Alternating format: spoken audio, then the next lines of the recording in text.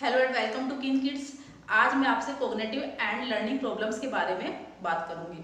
Cognitive and learning problems different types की होती हैं, लेकिन इस वीडियो में मैं आपसे डाउन सिंड्रोम के बारे में बात करूंगी। जिन बच्चों को डाउन सिंड्रोम होता है उनका कंपैरिजन अगर हम उन्हीं के एज ग्रुप के बच्चों से करते हैं तो वो 2 इयर्स बैक होते हैं, यानी कि 2 साल पीछे।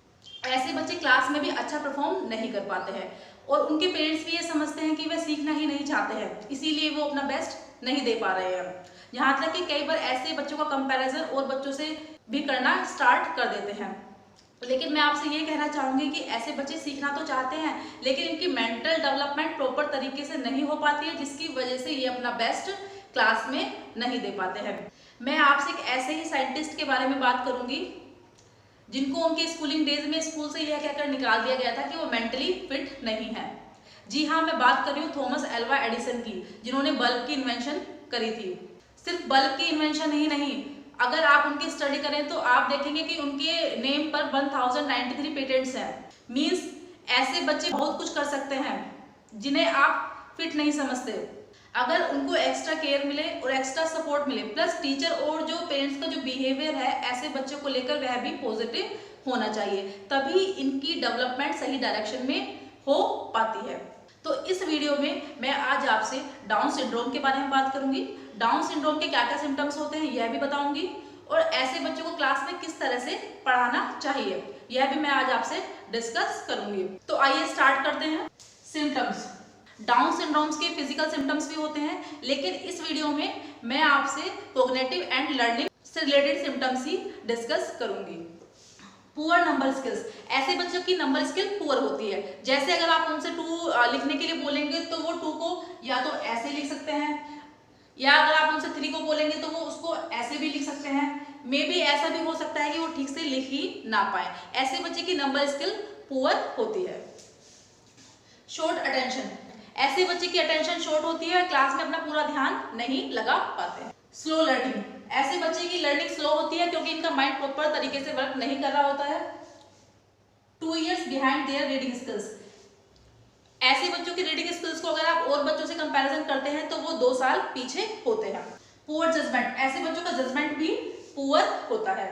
Slow and cognitive functioning mind से रिलेटेड होती है।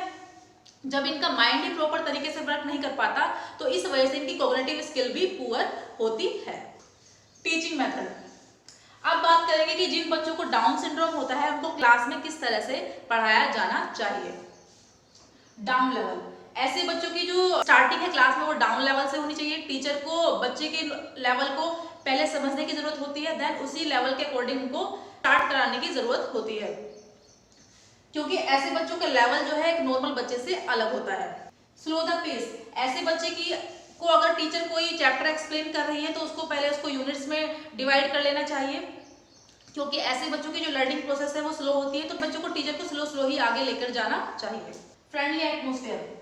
ऐसे बच्चों को फ्रेंडली एटमोस्फेयर की जरूरत होती है। कई बार क्या होता है कि क्लास में ऐसे बच्चों को क्रिटिसाइज किया जाता है और कुछ बच्चे जो उनके साथ के होते हैं वो भी उनका मजाक उड़ाते हैं। इस केस में ऐसे बच्चे स्कूल आने से भी डरते हैं, तो ऐसे बच्चों को स्कूल आने के लिए फ्रेंडली एटमोस्फेयर की भी जरूरत होती है। Proper instructions. ऐसे बच्चों को क्लास में प्रॉपर इंस्ट्रक्शन की जरूरत होती है। इंस्ट्रक्शन क्लियर होने चाहिए प्लस रिपीट भी होने चाहिए। More attention. ऐसे बच्चों पर टीचर को ज्यादा अटेंशन पे करने की जरूरत होती है, क्योंकि वो एक बार में कंसेप्ट को अच्छे से नहीं समझ पाते हैं। शेड्यूलिंग। टीचर के पास प्रॉपर शेड्यूलिंग होनी चाहिए ऐसे बच्चों को पढ़ाने से पहले। जैसे कोशिश करें कि टीचर ऐसे बच्चों को अपने पास ही बिठाए। Positive approach. ऐसे बच्चों को लेकर जो टीचर की जो अप्रोच है वो पॉजिटिव होनी चाहिए, प्लस ऐसे बच्चों को मोटिवेशन की जरूरत भी होती है। उनका कंपैरिजन नॉर्मल बच्चों से नहीं किया जाना चाहिए। पेशेंस। ऐसे बच्चों को क्लास में टीचिंग कराते समय टीचर को पेशेंस की जरूरत होती है, क्योंकि ऐसे बच्चों को कई बार एक्सप्लेनेशन की जरूरत पड़ती है। हो सकता है वो उसकी बात भी ना समझ पाए, तो ऐसे बच्चों पर ज्यादा ध्यान देने की जरूरत पड़ती है, ज्यादा टाइम कंज्यूमिंग की जरूरत पड़ती है, तो टीचर के अंदर पेशेंस भी होना चाहिए।